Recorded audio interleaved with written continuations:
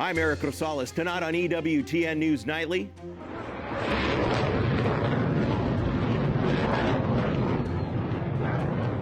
More destruction and violence in the Middle East as the conflict between Israel and Iran grows, what it could mean for U.S. involvement. Caught in his tracks. After a suspenseful manhunt up north, authorities arrest the man suspected of killing a prominent Minnesota lawmaker. What we're learning today. Batter up. Pope Leo XIV sends a message to those who gather for Mass in Chicago. And it's more than a game. Why the Pope says there's a connection between sports and the Holy Trinity. These stories and much more tonight. From EWTN, the Global Catholic Network, this is EWTN News Nightly. Thanks for being with us. Our top story tonight, escalation in the Middle East. Attacks between Israel and Iran have carried into its fourth day. And take a look at this. One strike targeting Iran's state-run television station was caught on camera.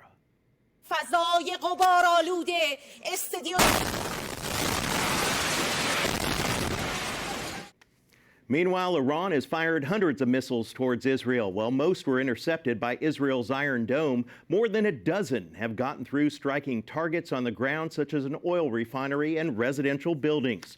Right now, it's still unclear just how many people have died, but reports say dozens of Israelis have been killed and more than 200 Iranians have lost their lives since the attack started on Friday. The attacks from Israel are targeting Iran's missile and nuclear sites. Today, Prime Minister Benjamin Netanyahu said Iran's nuclear program has been set back, quote, a very, very long time. Meanwhile, Iran is calling Israel's attack on the television station a war crime. And Pope Leo XIV has also weighed in on the violence, calling for more dialogue and remarks to pilgrims over the weekend. The Holy Father said in part, quote, at such a delicate moment, I wish to strongly renew an appeal to responsibility and reason. Our commitment to building a safer world free from the nuclear threat must be pursued through respectful encounters and sincere dialogue. President Donald Trump is encouraging Iran to make a deal to stop fighting with Israel. He spoke today about the conflict in the Middle East during his trip to Canada for the G7 summit. Let's check in with White House correspondent Owen Jensen with the very latest. Owen. Eric, good evening to you. World leaders now face several pressing issues, including trade and immigration. Add to that the ongoing deadly conflict between Israel and Iran. President Donald Trump speaks about the Middle East during his G7 meetings in Canada. He said Iran failed to meet his deadline. They'd like to talk, but they should have done that before. I had 60 days, and they had 60 days, and on the 61st day I said, we don't have a deal. They have to make a deal, and it's painful for both parties, but I'd say Iran is not winning this war, and they should talk, and they should talk immediately before it's too late. President Trump declined to talk about U.S. military involvement, but he made it clear. We've always supported Israel. We have for a long period of time, strongly, and Israel's doing very well right now. President Trump earlier posted Iran and Israel should make a deal and will make a deal, adding, we will have peace soon between Israel and Iran. Many calls and meetings now taking place. The U.S. Conference of Catholic Bishops also urges peace, writing, the further proliferation of nuclear weapons in the Middle East, as well as this escalation of violence, imperils the fragile stability remaining in the region. President Trump posed for pictures with the new Canadian Prime Minister after the two talked earlier. This marks the 50th birthday of the G7, and the G7 is nothing without U.S. leadership. President Trump said it was a mistake to kick Russia out of the G8. Because he thinks if Russian President Vladimir Putin was still at the negotiating table, then the war in Ukraine would have never happened. Putin speaks to me. He doesn't speak to anybody else. He doesn't want to talk because he was very insulted when he got thrown out of the G8. As I would be, as you would be, as anybody would be. He was very insulted. President Trump also hopes to work with Canada and other countries to reach new trade deals. The Canadian Prime Minister says this is a turning point in history and that the world is more divided and dangerous. And President Trump planned to join discussions about the spread of weapons of mass destruction. At the White House, Owen Jensen, EWTN News Nightly. Thank you very much, Owen. For more on the conflict between Iran and Israel, let's turn in, that is, to Eugene Kontorovich, Senior Research Fellow with the Heritage Foundation. Eugene, thanks for being with us. Now, you're currently on the ground in Israel. What's it like? Describe it for us. I have to say, it's pretty normal, other than the fact that there are sirens and bomb alerts a couple times a day, mostly at night. But the mood of the people is very high. Israel, of course, has been at war for almost 2 years since it was attacked simultaneously on October 7th, 2023 by Hezbollah, Iran's ally in Lebanon, and Hamas. So now, there's a feeling in Israel that this is coming full circle, and finally we're at the last level going against the head bad guy. Well, Eugene, a number of missiles are actually getting through the Iron Dome. Is that because there's just too many missiles that are being fired against Israel? Yeah, the Iron Dome and other Israeli defensive systems have about a 90% accuracy, which means some things are going to make it through. Right. Iran tries to shoot off a bunch at once in order to overwhelm the system.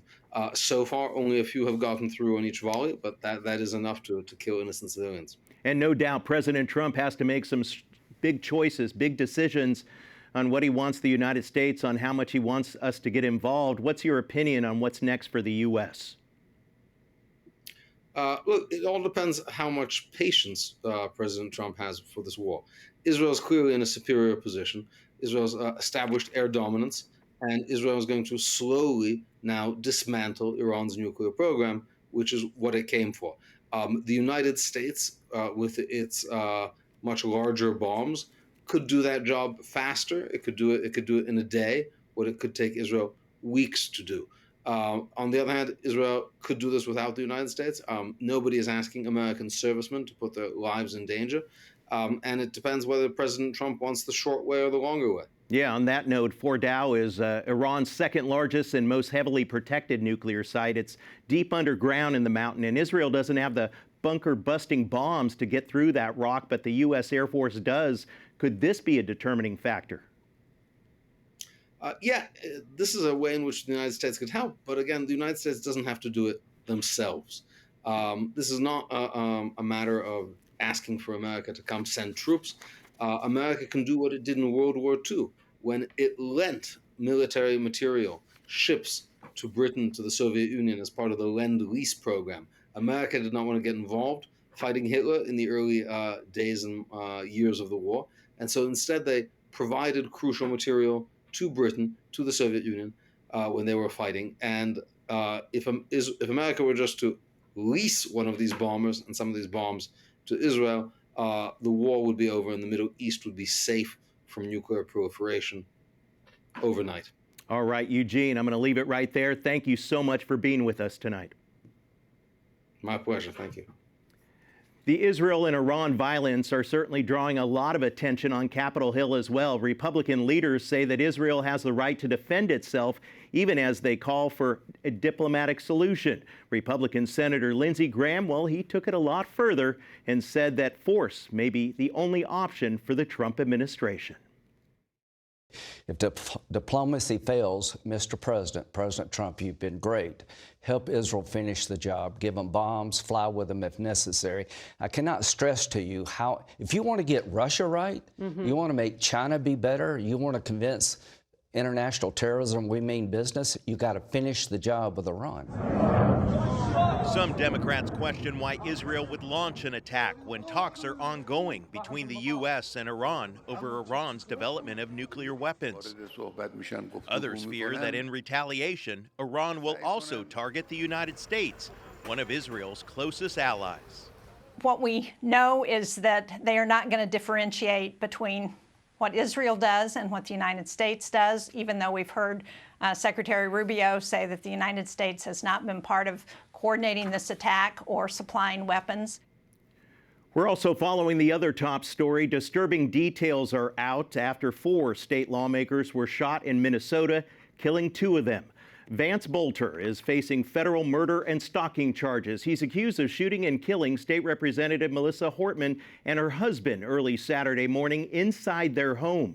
Police say that he also shot State Senator John Hoffman and his wife. They both survived. Today, investigators revealed that he also went to two other lawmakers' homes that night. Thankfully, one wasn't home and police showed up at the other, so he ran away. The killings led to a 43-hour manhunt that ended with his arrest late last night.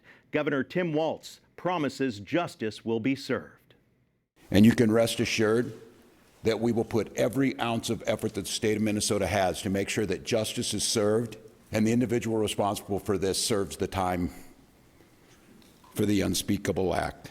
And back here in Washington, D.C., members of Congress say that the events have renewed concerns about their security and even threats facing their families. I think people know that elected officials get threats. A lot of them you never hear about. Judges, election workers. This has gotten totally out of hand with threats against members of Congress. In 2016, there were like 1,700 of them. Last year, over 9,000 of them. As a member of the Florida legislature, I actually had 2 people arrested, prosecuted, and locked up for making death threats against me and my family. So I understand the threat that this faces, and we do need to provide more security for legislators. It's absolutely needed. According to U.S. Capitol Police, the number of threat cases has climbed for the second year in a row. In 2024, a special unit investigated over 9,400 direct threats against members of Congress, including their families and staff members. And joining us now is the Auxiliary Bishop Kevin Kenny from the Diocese of Minneapolis-St. Paul. Your Excellency, thank you so much for joining us today. And first off, how are the people of Minnesota doing after such a horrific, violent weekend? Well, it's unspeakable. We're kind of numb about the whole situation of how it happened and how it could have happened. But it's also numbing to all of us. But the whole safety issue of how do we care for one another and how do we respect life is something that really is coming to the forefront. Certainly is. And we know that Melissa Hortman was Catholic and she met regularly with Catholic bishops. Did you know her? Yes.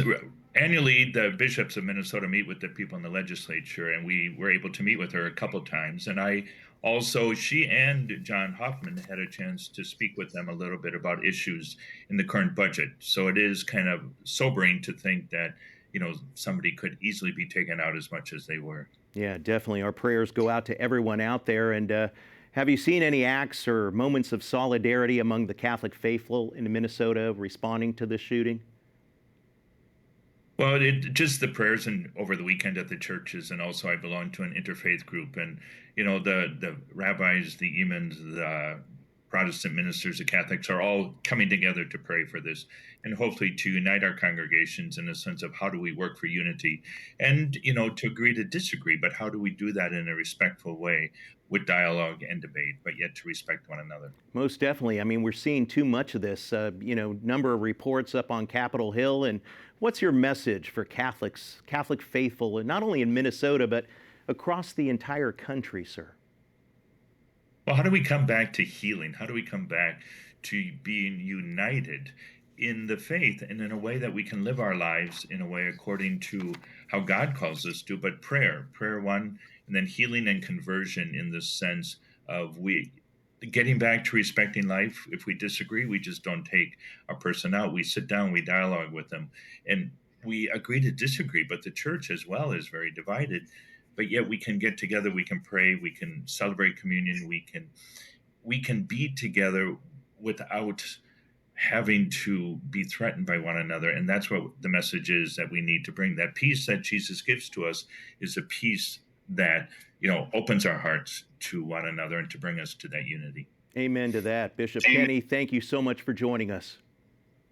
You're welcome. Thank you for having me, Eric. God bless. Well, we still have a lot more to come on EWTN News Nightly, including First Meeting. The President's new Religious Liberty Commission meets for the first time today, and we speak with Bishop Robert Barron about how it went. And thousands of faithful gather in Chicago to celebrate the Holy Father, and he sends them a message. We'll show you what he had to say.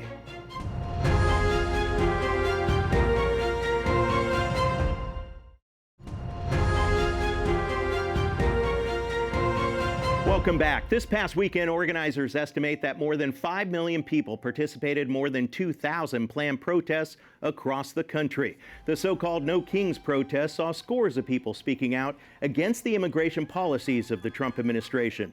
Governors across the U.S. urged calm, and some even mobilized the National Guard.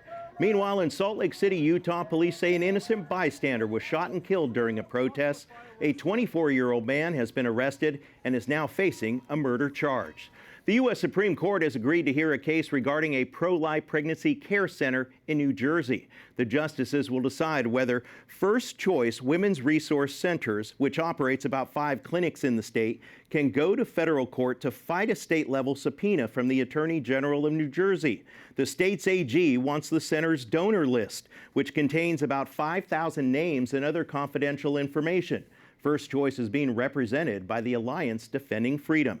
The organization's senior counsel, Aaron Hawley, says in part, quote, New Jersey's Attorney General is targeting First Choice, a ministry that provides parenting classes, free ultrasounds, baby clothes, and more to its community simply because of its pro-life views.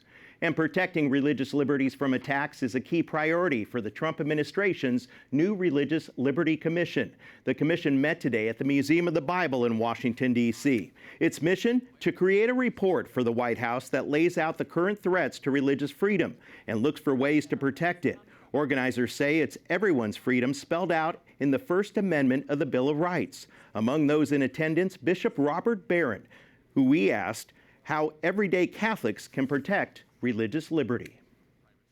Well, I would say is to live your faith boldly and publicly. So we talk about in the First Amendment, the Congress makes no law prohibiting the free exercise of religion.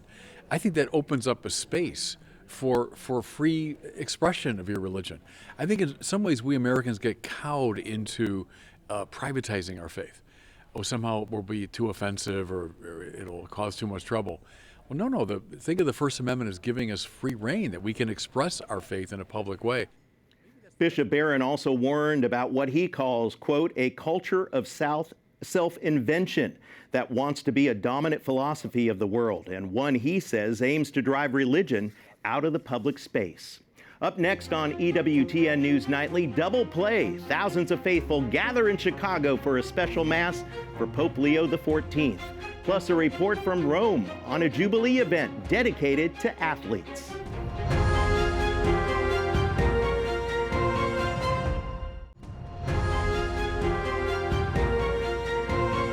Thousands of people gathered Saturday at the home of the Chicago White Sox. However, the event had nothing to do with baseball.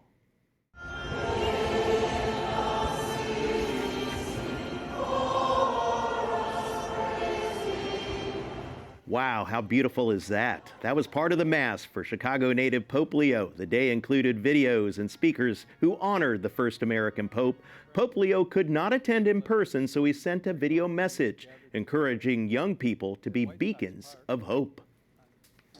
As you gather together as a faith community, as you celebrate in the Archdiocese of Chicago, as you offer your own experience of joy and of hope, you can find out, you can discover that you too are indeed beacons of hope.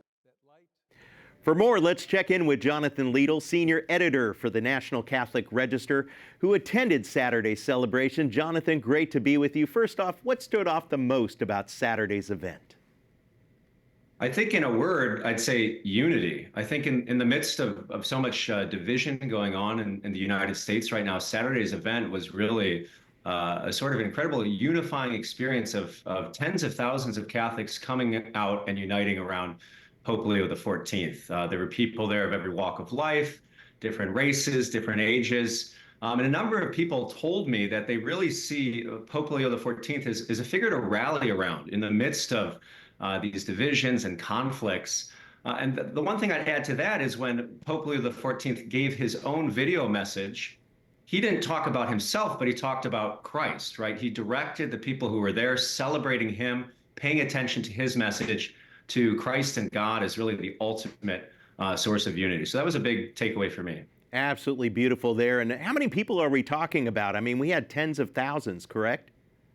Yeah, absolutely. The estimates indicate that it was about 30,000 people, which is about 75% of the capacity at right field. And really, the stands began to kind of fill up throughout the afternoon, culminating with Mass at 4 p.m., which was really beautiful to be there in a major league ballpark. The stands nearly at full capacity, having people worshiping God, singing hymns. So a very powerful and surreal kind of moment. I tell you what, Catholic and baseball, nothing better than that. And is there any indication that Pope Leo XIV will actually travel to the United States at some point?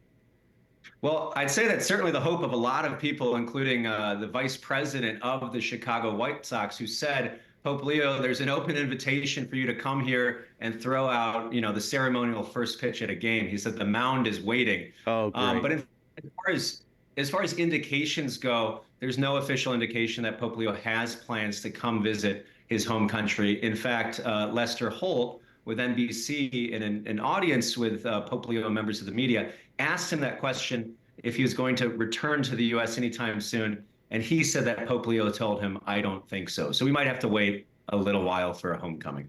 Did any Chicago officials or anybody else say that something like this may be planned again in the near future or anywhere in the United States? Well, Chicago, obviously, as the hometown of Pope Leo XIV, had kind of the first swing at the bat in terms of doing an event like this. I do know that already a year from now, the Archdiocese of San Antonio is already planning to commemorate the one-year anniversary of his installation. But I'd say, across the country, for instance, even at my home parish in Mishawaka, Indiana, we're going to have a special Mass for Pope Leo coming up in July. So, whether it's at a big baseball stadium or in your home parish, there will continue to be a lot of opportunities to celebrate our first American Pope and give thanks to God. Amen to that. Well, Jonathan Liedl, thank you so much for joining us from the National Catholic Register. Thanks again. Thank you. And by the way, this weekend's event also featured a sports theme with the Jubilee event for athletes. EWTN Vatican journalist Benedict Settigren has more.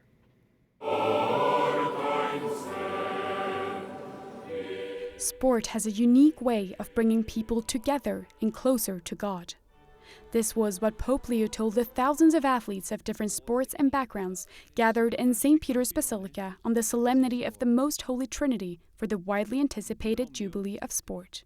In his homily, Pope Leo stressed that sport can help us encounter the triune God because it challenges us to relate to others and with others, both outwardly and inwardly. Lo sport, specialmente quando è di squadra, sport, especially team sports, teaches the value of cooperating, working together, and sharing.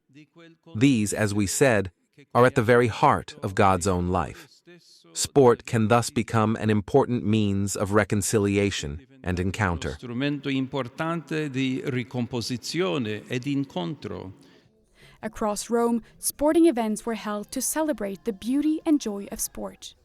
The Caritas Cup, which was founded 5 years ago by 3 high school students in Scotland as a way to engage young Catholics in their faith through sport, was one of them.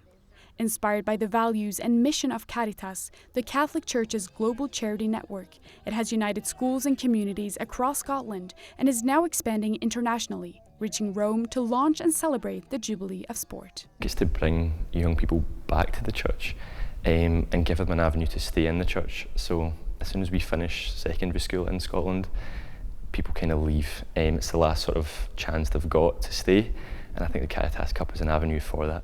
Before their game, the Caritas Cup players gathered to pray at the Pontifical Scots College in Rome. For the young men, the project offers a way to grow together in both friendship and faith through the shared values that sport and Christian life have in common. There's people here that have, maybe myself included, fallen away from the church, but this has brought us back into it. And especially, it's just a sort of feeling of community as well that you get. Beyond bringing together young Catholics to play football and netball tournaments in their diocese, the players also raise funds for vital Caritas projects around the world. This year, the team is supporting emergency aid efforts in the Holy Land through a project run by SCIAF, the Scottish Catholic International Aid Fund. I think that this is another real plus of including young people, is that You know, the work that Caritas does is serious, that's for sure, but it doesn't mean that we can't approach it with a joyful spirit. And I think that young people always remind us of this. In Rome, Benedict Cedergren, EWTN News Nightly. What an incredible story. We'd like to thank you for watching tonight. Remember, you can follow us on social media, Facebook, X, and Instagram at EWTN News Nightly. I'm Eric Rosales. Have a good night y vaya con Dios.